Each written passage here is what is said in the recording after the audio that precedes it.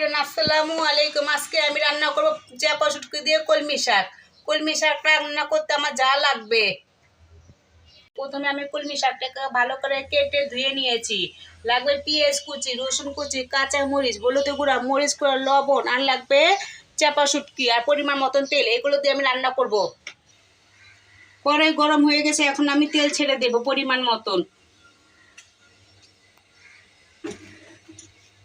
এখন আমি পেঁয়াজ ছেড়ে দেব, ভালো করে নাড়বো। রসুনও ছেড়ে দেবো, রসুন কাঁচামরিচও ছেড়ে দেব। এখন এগুলো ভালোভাবে ভাজতে হবে। পেঁয়াজ কাঁচামরিচ রসুন আমার ভাজা শেষ। এখন আমি শুটকিটাও ভেজে নেব, চাপা শুটকিটা।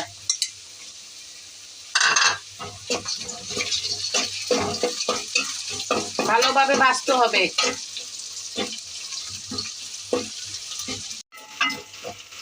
এখন আমার পেঁয়াজ কাঁচামরিচ রসুন চাপা শুটকি সবগুলো ভাজা শেষ। এখন একটু পানি দিয়ে হলুদ মরিচ লবণ দিয়ে ভালো করে কষা নেব।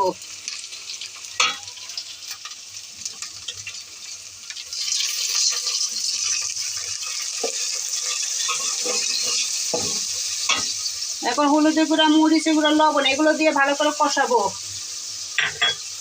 তারপরে শাক দিয়ে দেব। এখন ভালোভাবে কষাবো।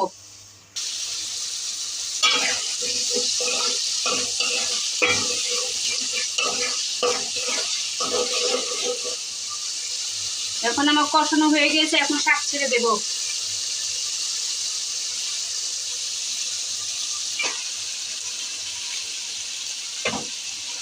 একটু লাড়া দিতে হবে।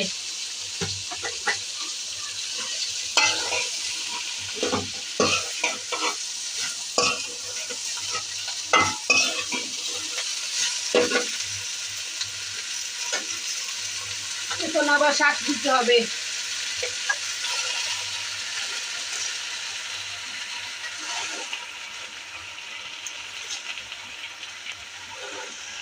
এখন দিলাম, পরে বাকি টুক শাক দিয়ে দেবো। এখন ডেকে দিলাম একটু।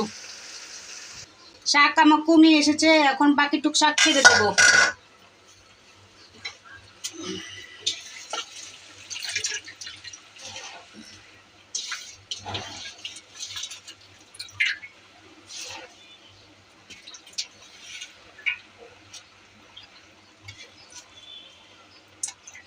এখন আর একটু ডেকে দেব। এখন ঢাকনা খুলে দেখি কি অবস্থা হয়েছে আমার।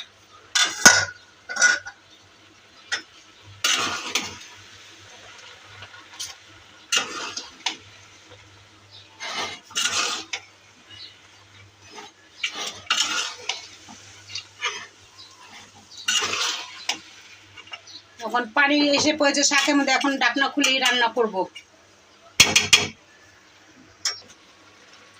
এখন একটু লাড়া দেব।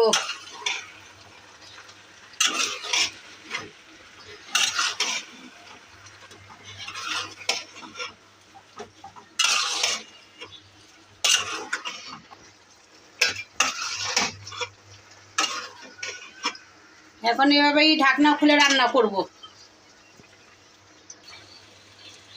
এখন আমার শাক হয়ে গেছে, আর কিছুক্ষণ লাগবে, তারপর হয়ে যাবে আমার শাক রান্না করা।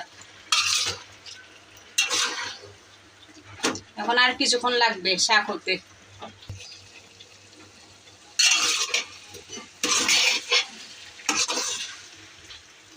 এখন আমার শাকটা রান্না হয়ে গেছে, এখন পরিবেশন করব। হয়ে গেছে আমার কলমি শাক চাপা শুটকি রান্না। যদি ভালো লাগে রান্না করে খাবেন, আর ভিডিওটা ভালো লাইক কমেন্ট শেয়ার এবং সাবস্ক্রাইব করে দেবেন। আল্লাহ হাফেজ।